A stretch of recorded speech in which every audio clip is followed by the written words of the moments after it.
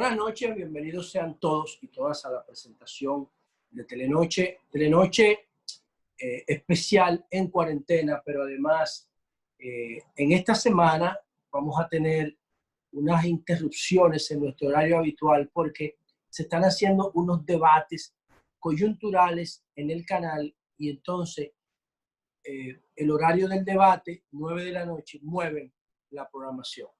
Y eso es una causa de fuerza mayor que nosotros le entendemos y vamos a pedirle disculpas a nuestra audiencia por el tema de esta alteración de nuestro horario. Si no pueden ver el programa en vivo, lo ven en diferido, no hay problema. La idea es que ustedes puedan recibir nuestras informaciones, nuestras orientaciones, nuestras posiciones sobre los temas, como lo hemos estado haciendo durante tanto tiempo. Entonces, vamos a agradecer la audiencia, como siempre, tanto la audiencia local a través de Telefuturo, Canal 23, y a la audiencia internacional a través de TV Quisqueya, Slim TV, Optimum y Wish TV. Es ya la plataforma satelital. Y entonces también transmitimos por Facebook, transmitimos por Twitter y transmitimos por YouTube. Nada, vamos a abarcar varios temas hoy. Lamentablemente todavía todos los temas tienen que girar en torno a la crisis del coronavirus, pero ya es como que estamos viendo ya como por dónde es que vamos a salir de este lío.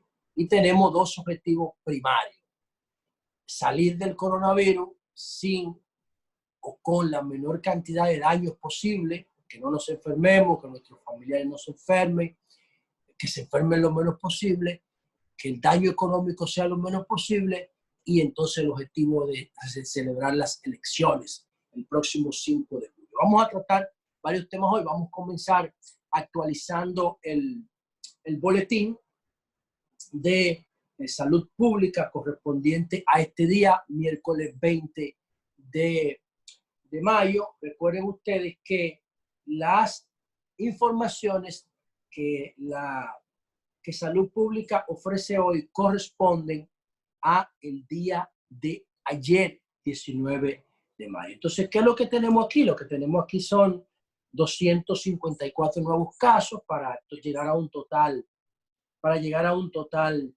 ya de 13.477 casos, 5 nuevos fallecimientos para llegar a un total acumulado de 446.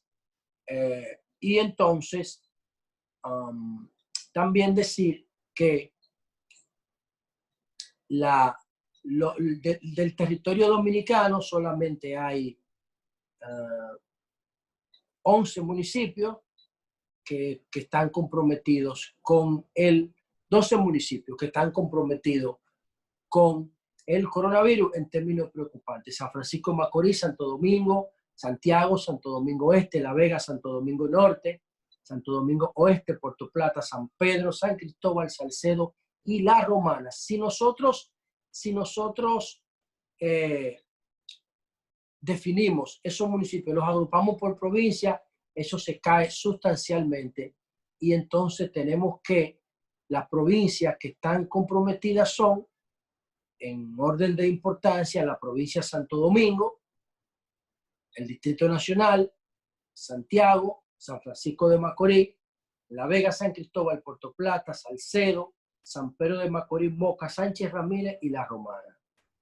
Esas son las provincias: 1, 2, 3, 4, 5, 6, 7, 8, 9, 10, 11, 12 provincias que tienen más de un 1% de los casos. Oigan esto, La Romana tiene 1.5. La Romana ayer tuvo un comportamiento por unas pruebas que se hicieron en la cárcel, tuvo un comportamiento hacia arriba, La Romana, no, eso fue ayer, con 70 nuevos casos. En el día de hoy apenas 8 casos nuevos para La Romana. Entonces, los indicadores que ustedes tienen que darle seguimiento, porque son los más importantes, son 3.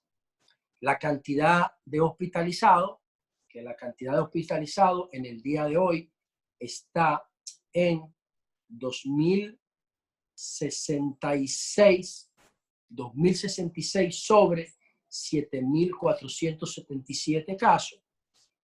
Tenemos también los hospitalizados graves. Los hospitalizados en condiciones de gravedad son 500, los hospitalizados graves son 126. 126, que son el 38% del total, y el 0.9% del total de casos. 126 en cuidados intensivos. El 38% de las habitaciones especializadas para hospitalizaciones graves, y 64 tienen asistencia mecánica para respirar. Entonces, como ustedes ven, 126 pacientes en unidades de cuidado intensivo no ponen en gravedad, en riesgo, la saturación del sistema de salud. Y 2.066 casos de más de 5.000 hospitales es menos de un 40% de la capacidad hospitalaria especializada en COVID. De modo que esos datos son perfectamente manejables.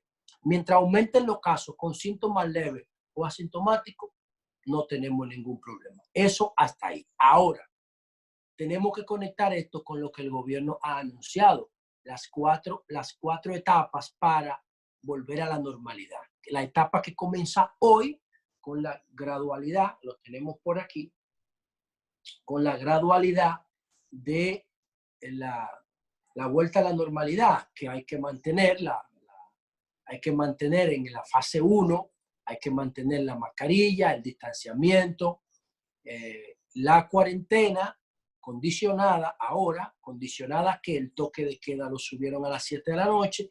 Las personas que tengan una condición de salud comprometida, que sean vulnerables, ya sea por la edad o por una precondición de salud, tienen que mantener la cuarentena. Yo pienso que los más niñitos también, porque su sistema inmunológico es más débil. Y entonces, esos tienen que tener una protección especial. Ahorita vamos a decir por qué. Y ya hay otro procedimiento para las empresas que lo tenemos por aquí. ¿Por qué decimos esto? Bueno, porque aquí está. Ya las empresas van a empezar a incorporar sus trabajadores poco a poco. En la fase 1, las empresas que tengan hasta 10 empleados podrán incorporar 5, el 50%. Las que tengan 50 empleados podrán incorporar 10 empleados, el 20%. Las empresas que tengan, o el 20% del personal. En la mediana y grande, el 25% del total. Eso es en cuanto a la primera fase. Ya barberías, salones de belleza, consultorios médicos van a poder retornar a las actividades con estos criterios, pero con cita previa. Igual que los restaurantes que van a estar disponibles para pick-up, para llevar nada más. No van a recibir público todavía. Entonces, para el día 3 de junio, que sería la fase 2, en la microempresa podrá trabajar todo el personal, hasta 10 personas, que eso es lo que define una microempresa, para el 3 de junio. Pero hay algo importante aquí. Para que una fase pase a la otra, tiene que tener éxito. La primera fase está, la segunda fase, que empieza el 3 de junio, está condicionada a que la primera fase, que empieza hoy, tenga éxito, 14 días. Y ahí hay un riesgo. Le voy a decir por qué hay un riesgo. Pero antes le voy a decir cómo van a ser las otras fases. Entonces ya los horarios escalonados para diferentes tipos de negocios, para que tengan una idea. Ok, ellos le dicen horarios diferenciados, con el objetivo es evitar las aglomeraciones. A las 7 de la mañana van a empezar los supermercados, la farmacia, el sector construcción, industria, manufactura, minería, cantera, agropecuaria, puertos y aeropuertos. Empleados públicos van a empezar una hora después, a las 8. A las 9 de la mañana, entonces abrirá el comercio ya. Ferretería, vehículos, talleres, tiendas de muebles, electrodomésticos, sectores financieros y servicios. Esos son los 3 escalones de horario para evitar la aglomeración a primera hora nada más, porque después todo se mezcla ya, están juntos.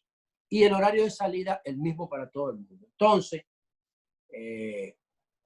esto es muy importante lo que le voy a decir. Me estoy tomando un tiempo en esto porque la gente nada más lee los titulares, la mayoría. Y es importante que sepamos lo siguiente. Mire, si usted va a necesitar estar en la calle después de las 7 de la noche, hay una noticia para usted aquí. Solamente tiene que solicitar un salvoconducto a la página web coronavirusrd.gov.do. Ahí hay un campo, un formulario, usted explica cuál es su necesidad. En el caso de nosotros, que vamos a tener que volver al programa, los técnicos del canal llenan ese formulario y automáticamente le mandan un salvoconducto, usted lo imprime y usted lo porta. Tiene que andar con el salvoconducto, a menos que se lo muestre a los policías en el teléfono, porque sabe que hay muchos policías que no cogen eso. Entonces, tiene que tener el salvoconducto que va a estar único. Te va a tener una dispensa, un permiso de la comisión presidencial que está gestionando el coronavirus para usted poder circular fuera del horario de toque de queda. Eso es muy importante. Entonces, vamos ahora con las fechas que se han establecido para las demás actividades. Por ejemplo, las demás actividades. Por ejemplo, para el 24 de agosto, está previsto que empiecen a abrir las actividades que aglomeran mayor cantidad de personas. Son las últimas. Estamos hablando de conciertos, bares. Yo no sé si los conciertos, retiro eso, pero sí cine, restaurantes, colmadones y ese tipo de cosas para el 24%. La educación cerrada, tanto la superior, la básica como la intermedia, la comisión no le puso fecha. Va a depender de lo que diga el Ministerio de Educación, el Ministerio de Educación Superior, Ciencia y Tecnología. En cuanto al tema de las fronteras, todas siguen cerradas, las religiones van a empezar a abrir a partir del 17 de junio. Las religiones, las iglesias y los templos, aunque hay algunas iglesias que han estado truqueando la cuarentena, pero oficialmente es a partir de la tercera etapa, el 17 de junio, porque la segunda empieza el 3. Es en la tercera etapa que vienen las religiones. El acceso a playa, piscina y todo tipo de balneario, igual que la educación, suspendido. Yo que estaba pensando que podía irme para la playa el fin de semana. No, no se puede. Hay que esperar. Yo pienso que esto con ciertos límites también pudiera comenzar a abrir. ¿Y qué otra cosa que parezca importante? Bueno, yo pienso que eso es así. Los restaurantes, yo decía el take-up o los servicios para llevar en delivery van a estar así hasta la tercera etapa, o sea, hasta el 17 de junio. Ahí se va a volver a revisar. ¿Qué es lo que quiero decir? Que ahorita le decía que esto tiene un riesgo. Le voy a explicar por qué tiene un riesgo. Miren, en el día de ayer que se produjeron 496 casos nuevos, el 57.4% de los casos nuevos eran en el Gran Santo Domingo. Aquí y en Santiago es que se concentra el mayor dinamismo económico. ¿Qué significa eso? Que aquí es que va a haber la mayor concentración de personas. Entonces, a la mayor cantidad de casos en condiciones de cuarentena se le va a sumar un dinamismo económico. Si ustedes revisan toda la pandemia, desde la gripe antonina, la peste bubónica, perdón, la gripe no fue una gripe antonina, fue el sarampión, la peste antonina de Marco Aurelio, la peste del siglo XIV, que fue la peste bubónica o la peste negra, la gripe española, todas las pandemias importantes que han amenazado a la humanidad están asociadas con el comercio, con la actividad económica, con las rutas de comunicación, incluyendo esta. ¿Cuál fue el principal vector de transmisión? Los aeropuertos, porque antes eran caminos para comercializar, ahora son puertos y aeropuertos. Y en República Dominicana, el Gran Santo Domingo y Santiago concentran el mayor dinamismo económico. Entonces, la gente va a salir de su casa a trabajar, va a salir de su casa a comprar, va a salir de su casa a interactuar y va a volver a su casa. Y ahí el riesgo se va a disparar. ¿Para quiénes se va a disparar? Para los más pequeñitos, para los más adultos y para los enfermos. Que si ustedes buscan las estadísticas, son los únicos que están en riesgo ahora mismo. Búsquenla. En el boletín de hoy, ustedes van a ver que la mayoría de pacientes fallecidos tienen más de 65 años, más de un 20% diabético y más de un 20% hipertenso. Y esos son los que se van a quedar en su casa. Pero entonces ellos van a estar tranquilos en su casa hasta que lleguemos nosotros a contaminarlos. Los más chiquititos y los más ancianos. Los de la primera y cuarta edad. Y ahí es que yo creo que yo no sé hasta dónde se ha considerado esto. ¿Por qué? Había una presión muy fuerte. Yo hice una encuesta por Twitter y el 67% estuvo de acuerdo con que se abriera la economía de manera condicionada. El 67%.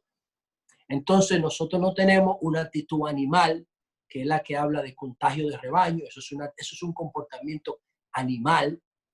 Es más, ni los animales en la selva, los elefantes no sacrifican a los más viejos porque aprovechan su memoria para sobrevivir, los cuidan a los más viejos. Nosotros no podemos exponer a los más viejos y a los más niños porque eso es un comportamiento animal. Entonces, no calculamos los riesgos. Yo entendí al ministro de Salud Pública, Sánchez Cárdenas, el lunes, antes de ayer, cuando dijo, eso va a tener su consecuencia en los indicadores del virus, lo dijo. Él no puede ir más allá porque él sabe que debajo de esto hay un calendario electoral. El gobierno está presionado. Yo no sé hasta dónde se dan las condiciones epidemiológicas para nosotros tomar estas decisiones que estamos tomando. Lo importante, lo que salva esta situación es que una etapa va a depender de la otra y nada más vamos a estar en riesgo los primeros 14 días. Si esos 14 días son fallidos, volvemos al estado anterior y eso nos va a permitir que el daño sea menor. De modo que tienen que seguir enfocados en tener cuidado, no bajar la guardia, sobre todo los que vivimos en el Gran Santo Domingo, que somos los que tenemos más riesgo, en Santiago, en San Francisco de Macorís y las otras 9 provincias que mencioné en el principio del comentario. Vamos a hacer un cambio y venimos entonces con las medidas económicas del discurso de Danilo y el tema de las AFP, que yo no entiendo la actitud de mi gobierno frente al reclamo de los trabajadores. Volvemos en breve.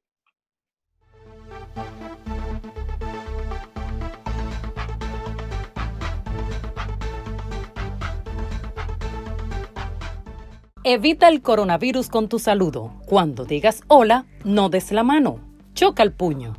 Liderazgo responsable.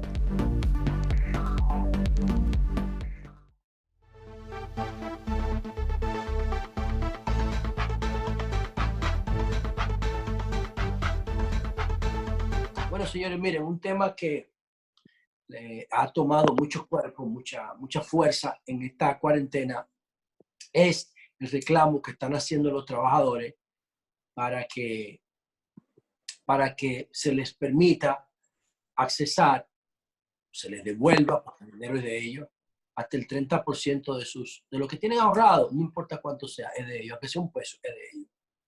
Entonces, ningún sector formal de la sociedad se ha dado cuenta de lo que esto implica. Quiero que pongan atención a estas reflexiones que vamos a hacer, porque esto tiene un valor histórico y esto pudiera cambiar muchas cosas en República Dominicana. Yo se lo digo, yo soy legislador y yo soy parte de la comisión que modificó la ley 87-01 y nosotros nada más podíamos tratar 2 temas. El cambio de nombre de IDSS, Instituto Dominicano de Seguros Sociales, al IDOPRIL, y la comisión de las AFP, porque era cerrado el debate. El debate estaba condicionado, estaba limitado, estaba secuestrado por los poderes fácticos de este país. Y el gobierno, mi gobierno y mi Congreso, mayoría, el gobierno mío, mayoría en el Congreso en esa época, haciéndole coro a los poderes fácticos que tenían el debate secuestrado.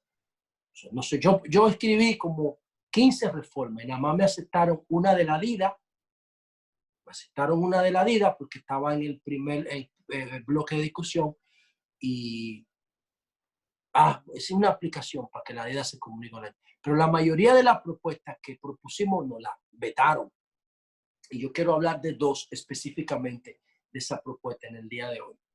Entonces, ningún sector de la sociedad dominicana, ni los representantes de los trabajadores, ni las iglesias, ni los sindicatos, ni los partidos políticos, ningún partido político como partido político, salvo Leonel Fernández, que cambió de posición. Leonel Fernández lo entrevistamos en Sol. Yo le hice la pregunta y el presidente Fernández me dijo a mí que él no estaba de acuerdo con que ese dinero se tocara. Pero el domingo pasado cambió el discurso y dijo que sí. El único. Y yo creo que lo está haciendo por una cuestión electoralista, no porque él cree en eso. Y yo creo que es un error de todos los sectores de poder darle la espalda a los trabajadores en este proceso de reclamo. Y voy a decir por qué.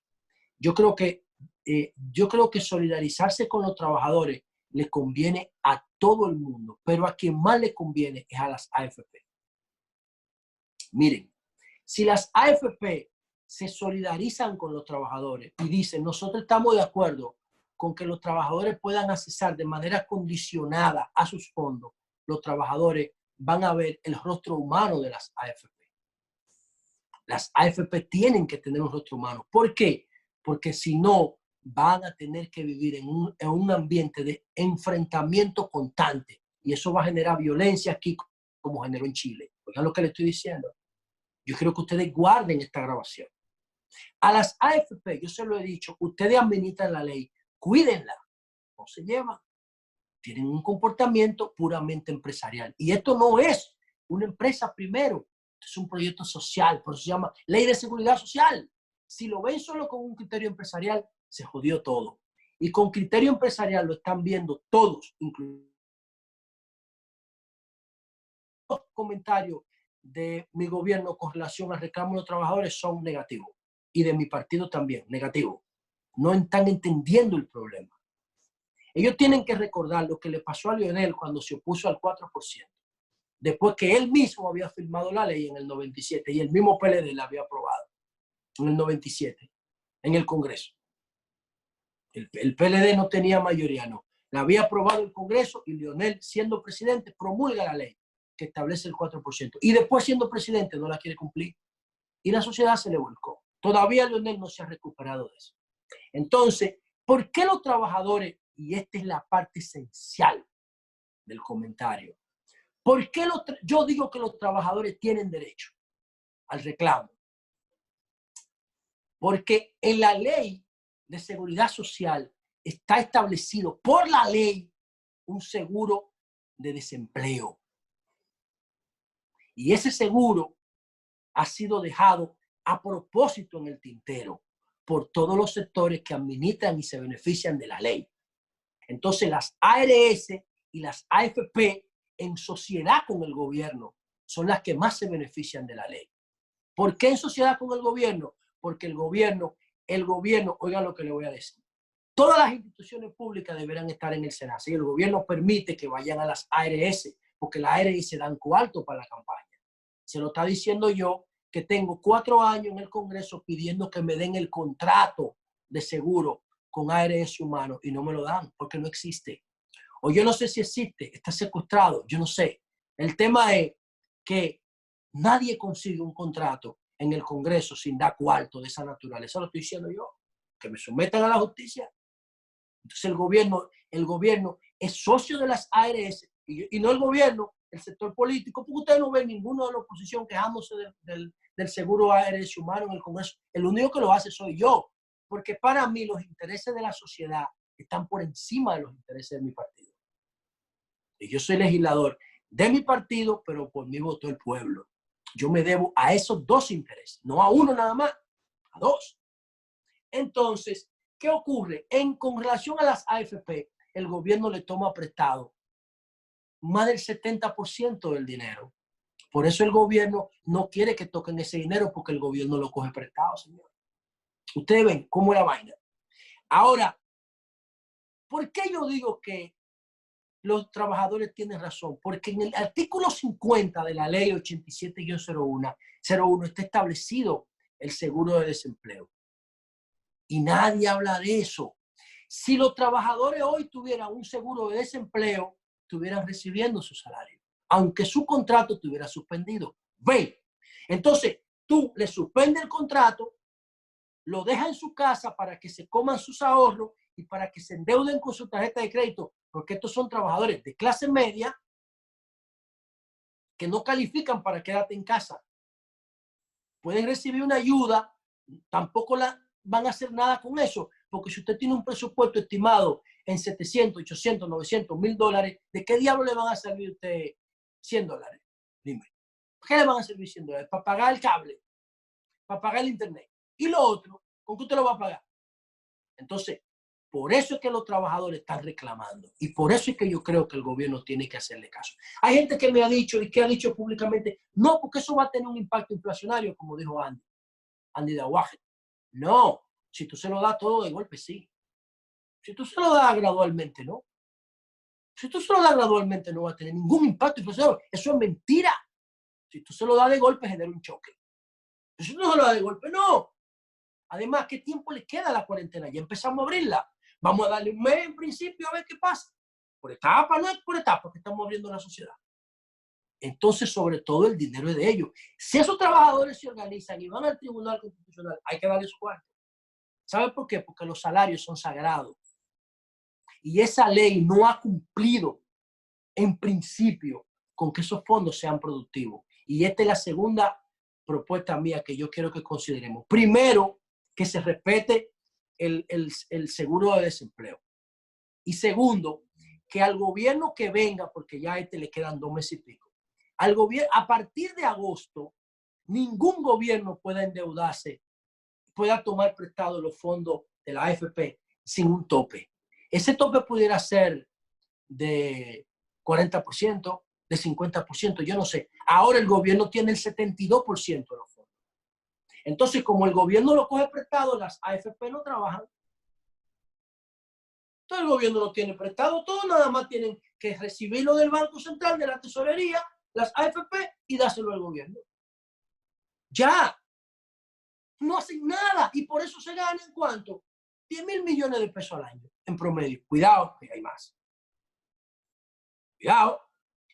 10,000 millones de pesos. Yo le tiro. Yo le dije que soy legislador, ¿verdad? De esa comisión. Yo le tiro más de 10,000 millones de pesos. ¿Verdad? ¿Por qué? Por dar clic. Clic para recibir y clic para reenviar. Y ya, más nada, no hace más nada. Ahora, si el gobierno nada más pudiera tomar, vamos a suponer, un 30% de los fondos, son 600,000 millones de pesos en fondos. Entonces, con el otro volumen de dinero, las AFP tuvieran que fajarse, porque ya tienen una penalidad si no lo aplican, si no lo colocan en el mercado. Y yo veo sectores como, por ejemplo, el sector eléctrico, que vamos a tener que seguir haciendo planta, el sector de infraestructura de carreteras, con la ley de los fideicomisos, las AFP deberían hacer toda la carretera y todos los puentes, porque con el fideicomiso la ley puede garantizar que el dinero vaya del presupuesto a sus fondos. Se puede hacer. ¿Cuál es el problema de eso? De invertir en energía y de invertir en infraestructura o de invertir en vivienda con la ley de fideicomiso. Ahora, ¿por qué las AFP no invierten en infraestructura, en vivienda y en energía con la ley de fideicomiso? ¿Saben por qué? Porque el gobierno le coge los cuartos prestados para pagar el hoyo de Baninter, que son 600,000 millones de pesos, 624,000, y para financiar el déficit presupuestario. Esa es la realidad. Nadie se la va a aplicar como yo. No importa. Yo le estoy diciendo lo que es. A partir de ahí ustedes crean lo que ustedes quieran. Entonces, ¿cómo podemos convertir esto en algo constructivo? Lo que yo le estoy diciendo. Redactamos un documento, yo voy a hacer un borrador y lo ponemos a circular. Y entonces logramos que la mayoría de los electores firmen el documento y le digan a Luis Abinader y a Gonzalo, porque uno de ellos dos va a ser presidente, uno de ellos dos, Leonel va a decidir cuál de los dos. Si las cosas se mantienen como van, Luis Abinader o Gonzalo Castillo serán presidentes y Leonel va a decidir cuál de los dos será presidente. Como está el escenario hoy día, mañana puede variar. Entonces ponemos a Leonel a Luis y a Gonzalo a firmar el documento. Si no firman, no votamos por ello. Ese documento va a tener, entre otras cosas posibles, un tope de endeudamiento de los fondos de la AFP por parte del gobierno y el establecimiento, la entrada en vigencia del seguro de desempleo o de suspensión del contrato de trabajo, porque hay que agregarle esa línea ahora, esa suspensión del contrato. Entonces, así nosotros convertimos esta propuesta en algo útil. El otro riesgo es que esos trabajadores molestos con el gobierno porque no les ha hecho caso y porque el gobierno se ha puesto del lado de la AFP y no del lado de los trabajadores, se molesten y voten en contra. Pero ya ahí Gonzalo tiene que entonces que diferenciarse del gobierno, distanciarse. Yo apoyo el reclamo de los trabajadores, como lo hizo Lionel. Gonzalo debería apoyar el reclamo de los trabajadores. Yo pienso que Luis Abinader también, pero las AFP también financian campañas. Y ahí viene el problema de la política chatarra que se financia con dinero clandestino. Porque todavía ese dinero que dan los empresarios privados a la campaña no es transparente, porque no logramos poner los principios en la ley, porque también nos lo bloquearon. Entonces, mi última reflexión es para Danilo, que a Danilo le quedan 2 meses y pico en la presidencia. Danilo tiene que saber que cuando él apoyó el 4% por la educación en el 2012 y empezó a ejecutarlo cuando llegó al gobierno y se paró frente a la Barrick Gold en febrero del 2013, 6 meses después de haber llegado al gobierno, su popularidad llegó a un 80%. Nunca más ha llegado tan alto. ¿Cuándo? Cuando se puso del lado de la sociedad, cuando se puso a favor de los intereses de la mayoría. Cuando Danilo se pone en contra de los intereses de la mayoría, su popularidad baja, como pasó con el caso de Odebrecht.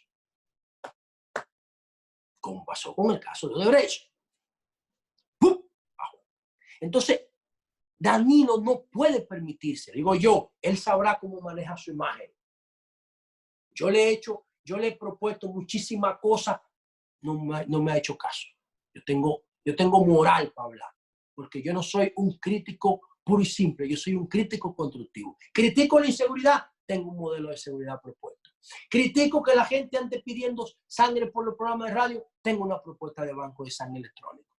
Critico la corrupción, tengo una propuesta que se llama revisión de patrimonio. Critico la violencia contra la mujer, tengo una propuesta que se llama botón de pánico. Critico los procesos análogos del gobierno, tengo una propuesta que se llama gobierno electrónico. Yo soy un crítico constructivo porque Juan Bosch me enseñó a pensar así a mí. Y a Danilo le hago crítica constructiva. No pelee con la clase media, presidente. Váyase en paz con su clase media. ¿Y cómo usted se va en paz con su clase media? Apoyando el reclamo de los trabajadores. Aunque sea un mes hay que devolverle, presidente.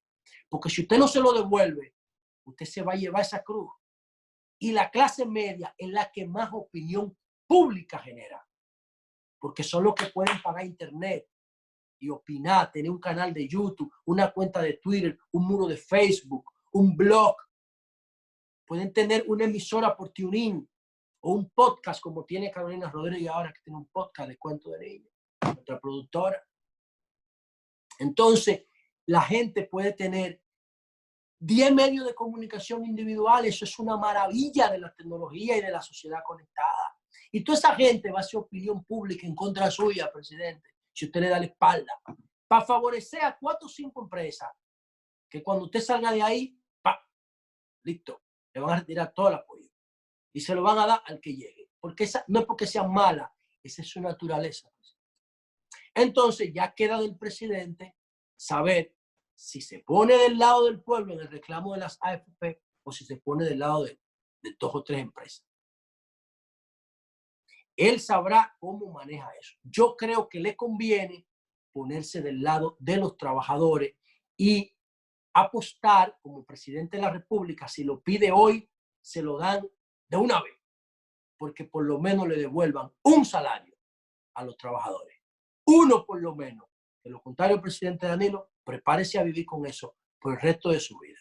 Vamos a hacer un cambio y volvemos con muchas cosas, pero sobre todo Gonzalo empezó a hablarle a los medios de comunicación en el día de ayer tuvo una entrevista con Santiago Matías en la plataforma de A los Foques Radio Show, y yo creo que ahí Gonzalo dijo muchas cosas interesantes que pueden influir en el escenario político dominicano y que marcan una etapa nueva de su candidatura, porque Gonzalo se siente más cómodo actuando que hablando. Y vamos a ver en qué consiste todo esto y cómo lo dijo él ayer. Volvemos.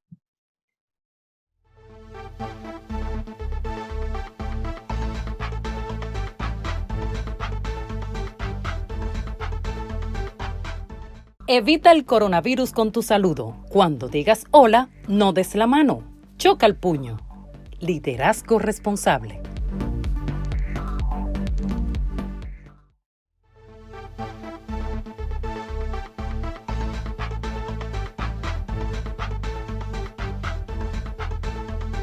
Bueno, señores, seguimos con el desarrollo del programa.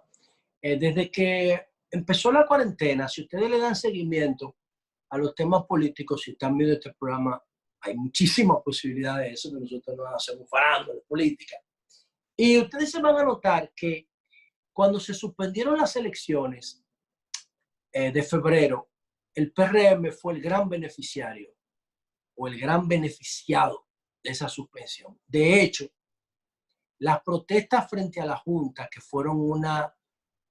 se produjeron por un vacío de información oficial que el PLD manejó muy mal, porque el PLD se puso a hacerle coro a la Junta. La Junta manejó ese proceso de una forma caótica y el PLD le hizo coro a la Junta en el caos. En vez de decirle a la Junta, mire, explíquenme qué pasó, porque yo soy un actor electoral y estoy en riesgo con su comportamiento, se puso a inventar teoría de conspiración sin prueba. Está saludando de que está apoyando de que investigaciones, de que un técnico declaró sin ninguna base de nada. ¿Y qué hizo la gente? La gente se indignó pensando que el gobierno y el PLD habían hecho fraude en las elecciones. Se empezaron las protestas en la Plaza de la Bandera y esa protesta le quitaron al PLD todo lo que pasó, la suspensión electoral, todo el problema electoral, como 20 puntos electorales. Como 20 puntos electorales. ¿Quién se benefició de eso? Luis Abinader y Leonel Fernández. Luego vino las elecciones de marzo.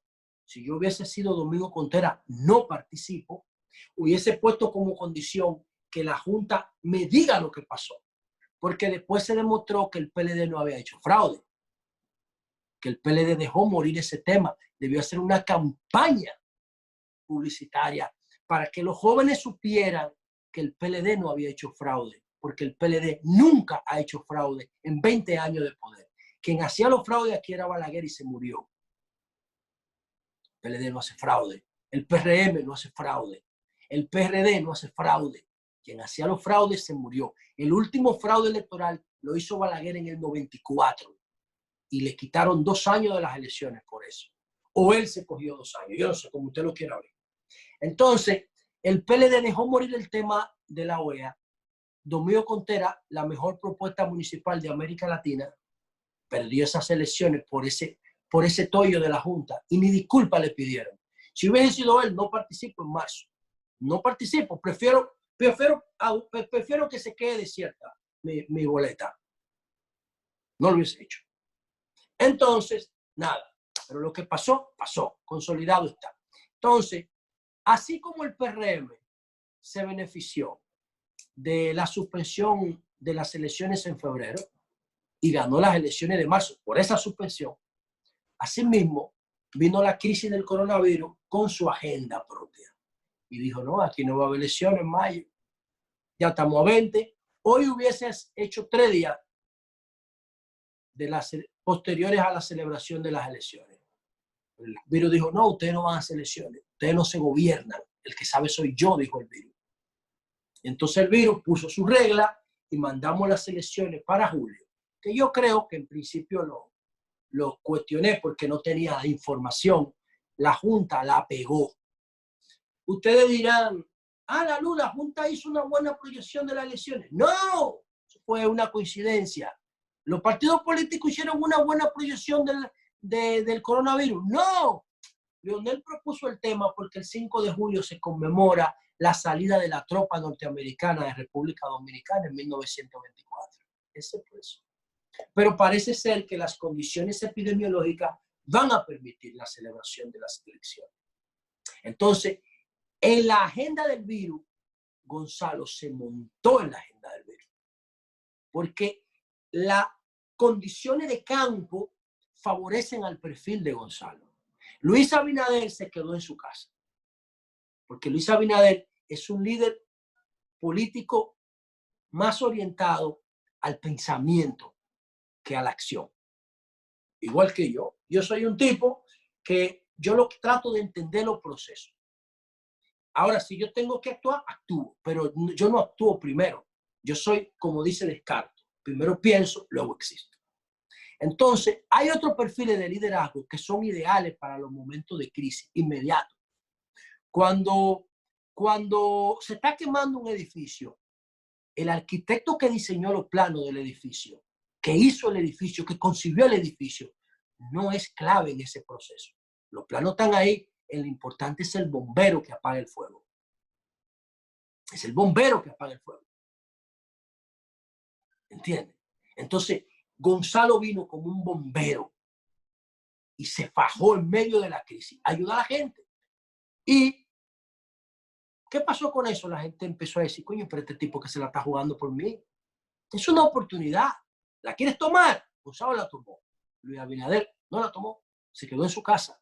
Y eso hizo que la gente comenzara a ver las cosas distintas. Y los 20 puntos que el PLD había perdido en las elecciones de febrero, ya los recuperó. Por el primero, porque la sociedad se dio cuenta de que el PLD no hizo fraude en febrero, y segundo, por el comportamiento de su candidato. Y tercero, yo no sé si ponerlo en tercero o en primero, el comportamiento del gobierno frente a la crisis electoral, frente a la crisis del coronavirus. La República Dominicana está entre los 10 países que mejor ha manejado la crisis. Danilo tuvo la oportunidad de rematarlo todo el domingo pasado, pero no lo hizo.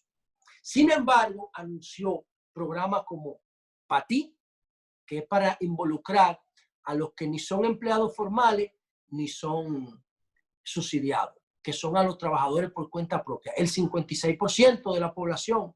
Si el gobierno tiene éxito con el programa PATI, no hay que buscar nada en julio. Ahí está el 57% de la población. Oigan lo que yo estoy diciendo. Yo lo tirara todo por ahí. ¿Y por qué no estamos jugando el poder o no?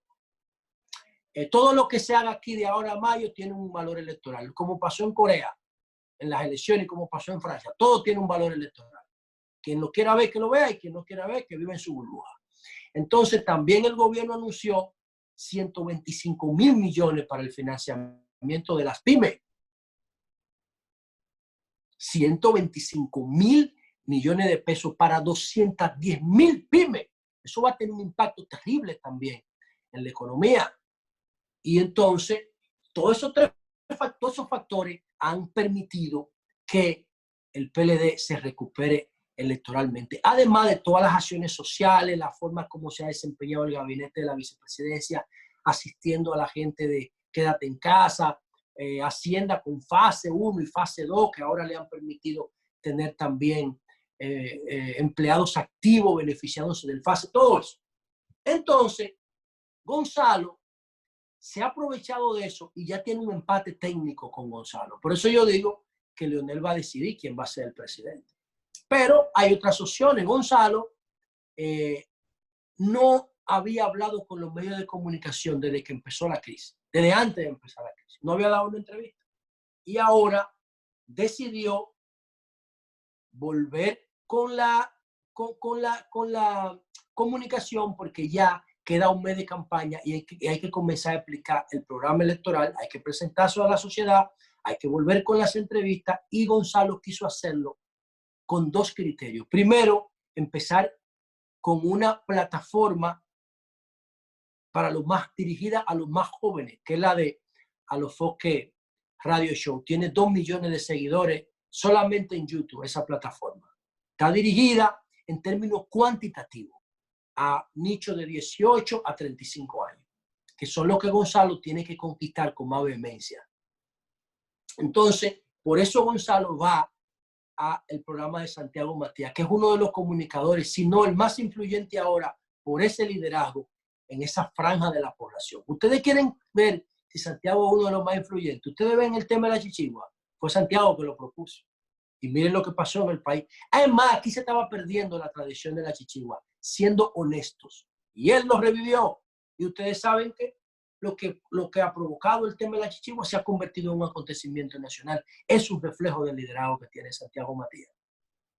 Es un reflejo del liderazgo que tiene la población. Y entonces Gonzalo fue ahí porque tiene una relación primaria con Santiago. Y le dio la entrevista. ¿Y qué dijo en esa entrevista, señores? Admitió su principal debilidad, entre comillas. A mí no me gusta hablar. La oposición dice, no, que Gonzalo no habla, que es mudo, que lo tienen callado. No, le digo, no, es que yo no me gusta hablar, yo soy un tipo de acción. Yo tengo otro tipo de comportamiento frente a los problemas. Quizá yo no lo puedo explicar bien, pero lo resuelvo. Eso no es lo que la gente quiere en el fondo. Quizá Gonzalo no puede explicar bien los problemas, pero lo resuelve, como lo demostró con la crisis del coronavirus.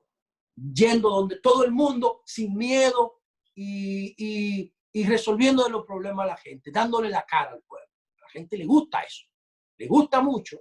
Ojalá que comunicacionalmente le puedan sacar filo a todo lo que Gonzalo dijo en esa entrevista.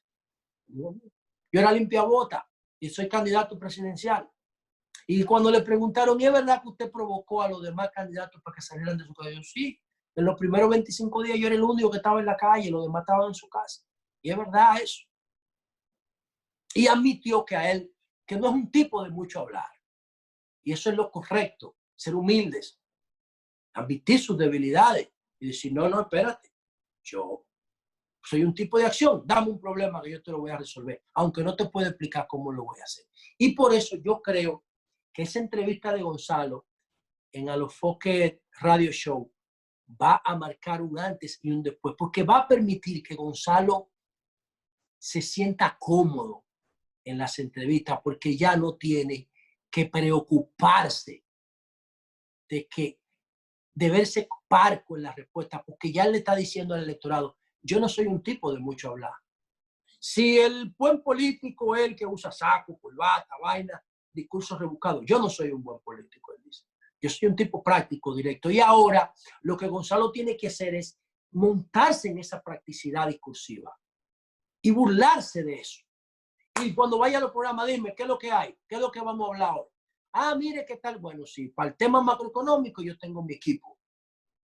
El mismo que ha mantenido la macroeconomía en el país por 20 años.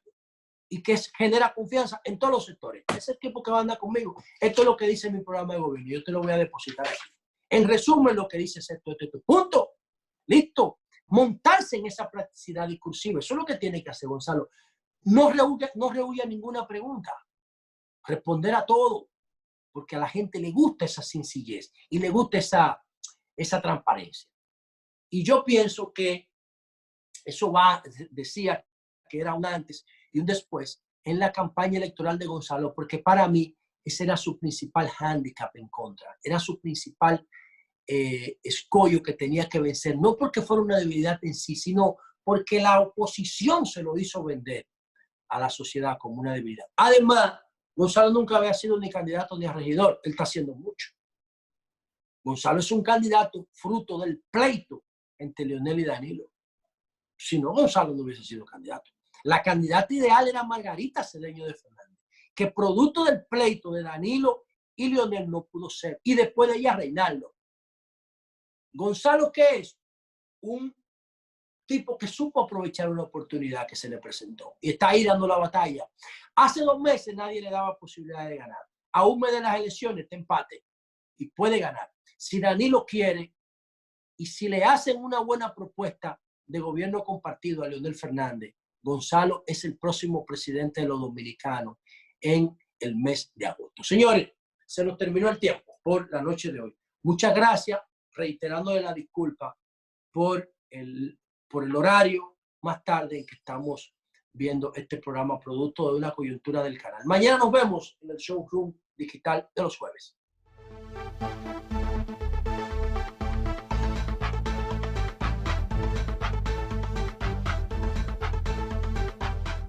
Evita el coronavirus con tu saludo. Cuando digas hola, no des la mano. Choca el puño. Liderazgo responsable.